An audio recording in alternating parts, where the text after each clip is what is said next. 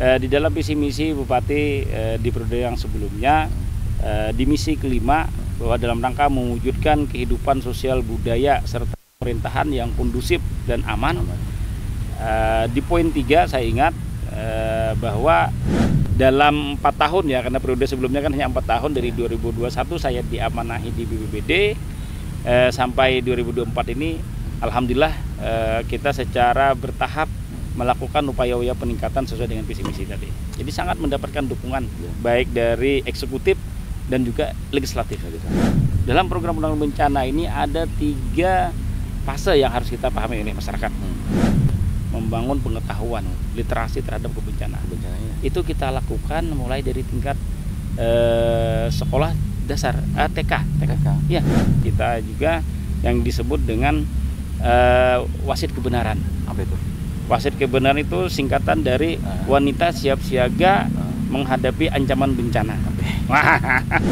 Tujuan akhirnya kalau di program pusat disebut dengan nanti Katana, keluarga tangguh bencana. Oke.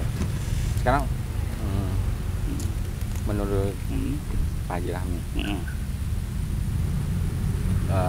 semua potensi bencana tadi, kemudian semua kebutuhan yang sudah direncanakan tadi itu ada relevan nggak dengan visi misi misal atau rencana program oleh pemerintah daerah, khususnya kepala daerah, individu kepala daerah, Pak Abdul Haji khususnya, itu ada ini relevansinya visi misi misal atau program kerja beliau misalnya? Ya, jadi saya sebutkan di awal bahwa visi misi Bupati ya di periode sebelumnya ini kita bicara ulang, karena ini kan yang Bupati Bapak periode yang baru kan belum nih kan. Tapi tetap inline sebenarnya dengan yang akan baru, karena tagline-nya kan yang kita pahami adalah melanjutkan gitu kan. Tapi melanjutkannya lebih progresif.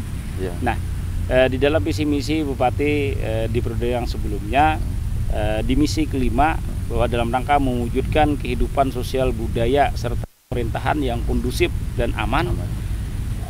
Di poin 3 saya ingat bahwa perlu penanganan, pengendalian dan upaya respon cepat terhadap bencana. Melalui apa? Melalui peningkatan sarana, melalui peningkatan kapasitas SDM. Kapasitas SDM ini baik dari sisi kompetensi maupun kesejahteraan dan juga support anggaran.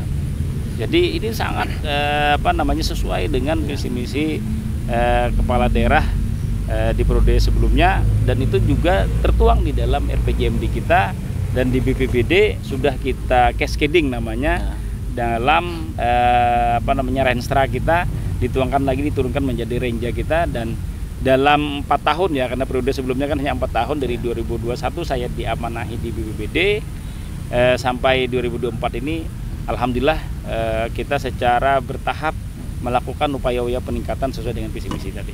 Jadi sangat mendapatkan dukungan baik dari eksekutif dan juga legislatif. Artinya perencanaan yang dibuat oleh BPBD, rencana strategis tadi programnya, kemudian rencana jangka menengah dan panjang, itu sudah ya intinya didukung oleh legislatif dan kebijakan pemerintah daerah dan disupport anggaran. Alhamdulillah. Jadi kita cukup sangat berbangga ya, ditugaskan di BPBD, kita menerima dengan sepenuh hati, sehingga kita kemudian mencoba menerjemahkan visi misi kepala daerah tadi di dalam Renstra, kemudian dituangkan dalam program-program dan kegiatan untuk penanggulangan bencana. Nah, dalam program penanggulangan bencana ini ada 3 fase yang harus kita pahami oleh masyarakat, yaitu fase pra. Pra ini disebutkan dalam fase kesiapsiagaan dan kewaspadaan. Kemudian fase tanggap darurat, itu pada saat kejadian apa yang harus kita lakukan. Kemudian fase pasca. Setelah kejadian itu apa yang dilakukan, itu adalah rehab dan rekonstruksi. Ini yang harus dipahami, dan 3 fase ini kita sudah siapkan program-program yang dalam 4 tahun sudah kita wujudkan. Bahkan kita buat dalam bentuk inovasi. Jadi tidak hanya bersifat program rutin, kemudian biasa-biasa, tetapi kita kemas dalam bentuk inovasi-inovasi. Karena ini adalah juga bagian dari visi misi kepala daerah bahwa penyelenggaraan pemerintahan yang memiliki spirit inovatif. Dan kita bersyukur berbangga bagian dari itu. Dan capaian kita di tahun 2024 ini pencapaian sangat membanggakan. Baru saja dirilis Kabupaten Balangan sebagai kabupaten terinovatif di peringkat kelima se-Indonesia. Nah, tadi saya juga mau ini kayaknya mau bahas soal itu. Tapi sebelumnya gini. Terkait dengan perencanaan, kemudian upaya-upaya mencegah, kan harus ada sosialisasi. Betul. Ya, secara dini lah. Betul. Secara dini bukan cuma ke masyarakat, tapi juga ke semua lapisan. Iya, semua lapisan. Pelajar. Betul.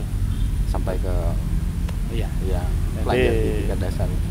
Jadi saya sebutkan tadi di fase pra tadi atau kesiapsiagaan. Ini mindsetnya sekarang oleh pemerintah pusat disebut dengan resilience untuk menciptakan ketangguhan terhadap bencana. Nah, untuk menanggulangi bencana itu perlu upaya-upaya kesiapsiagaan dari masyarakat. Nah, untuk meningkatkan kesiapsiagaan masyarakat ini tentu dimulai dari membangun pemahaman, membangun pengetahuan, literasi terhadap kebencanaan. Itu kita lakukan mulai dari tingkat sekolah dasar TK. Ya.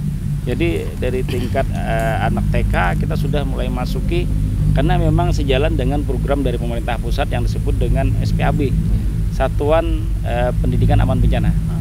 Itu sosialisasi dari instansi pemerintahan, dari BPBD betul. ke sekolah. Dan itu kita bagi proporsional di 8 kecamatan dari tingkat TK, SD sampai SMP bahkan SMA. Kayak simulasi gitu.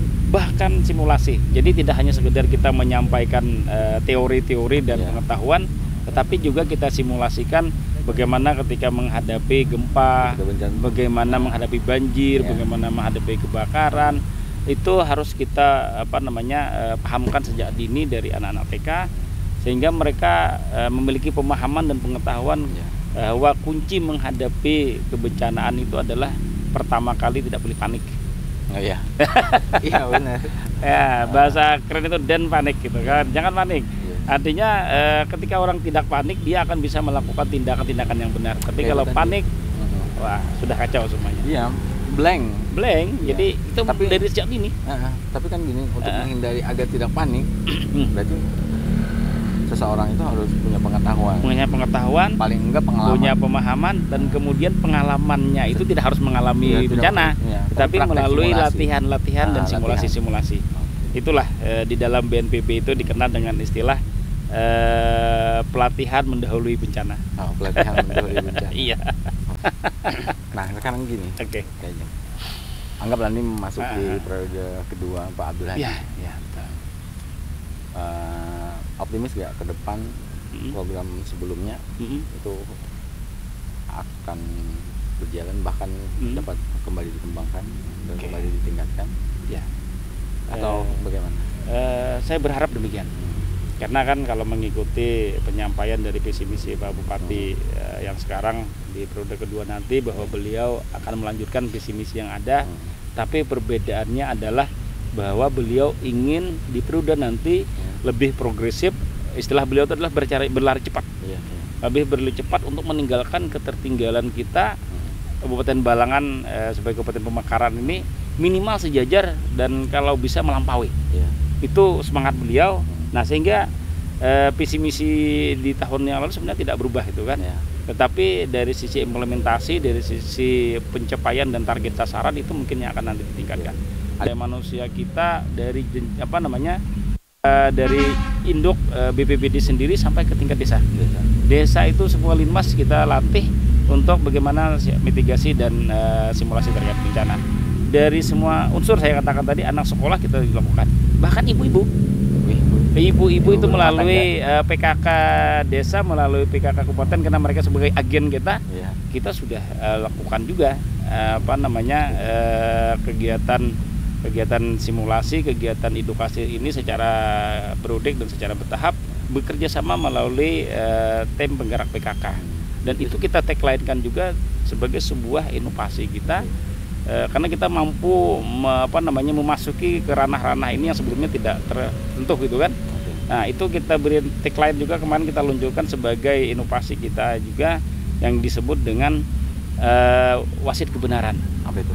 Wasit kebenaran itu singkatan dari wanita siap siaga menghadapi ancaman bencana. Itu sasarannya ibu-ibu. Ibu-ibu. Kenapa ibu-ibu? Penting ibu-ibu itu diberikan pemahaman dan kemampuan menghadapi bencana. Ya. Karena yang berada 24 jam di rumah bersama anak-anak di tingkat desa itu adalah bersama anaknya adalah ibu. Ya. Kalau ibu tidak kita edukasi, ibu kita berikan kemampuan untuk bagaimana mereka tidak panik dan siap terhadap bencana, maka korbannya tentu akan lebih banyak. Ya. Jadi kita berikan itu sebagai edukasi melalui kerjasama di 8 kecamatan di tiap desa. Sudah. Nah, tujuan akhirnya kalau di program pusat disebut dengan nanti Katana, keluarga tangguh bencana. Jadi kita selalu align-kan dan selaraskan dengan program-program pusat, tetapi metode dan sistem yang kita laksanakan di daerah itu kita coba kreasikan dengan sebuah inovasi-inovasi. Kabupaten Balangan sendiri melihat kejadiannya itu gimana nih? Apakah potensi gempa itu kemudian akhirnya dimasukkan? Bahwa potensi bencana di daerah kita ini ada 4 yang utama, kemudian 1 yang potensial. Yang 4 sudah saya sebutkan tadi. Yang potensial ini adalah gempa. Ya, dan gempa ini ternyata tidak hanya Balangan ya, Kalsel secara umum juga mengalami itu, bahwa ada ditemukan titik gempa di Kabupaten Balangan dengan kedalaman 10 kilometer, tetapi skala Richternya rendah. Masih rendah. Artinya di bawah 4. Karena kita bercermin dari kejadian bencana yang baru terjadi tahun 2002 di Cianjur. Itu juga sebelumnya tidak ditemukan ada potensi gempa. Salah satu upaya untuk mengantisipasi gempa tentu saja adalah kita harus bisa mendeteksi sejak dini akan terjadinya gempa, minimal itu kan, untuk upaya mencegah terjadinya korban.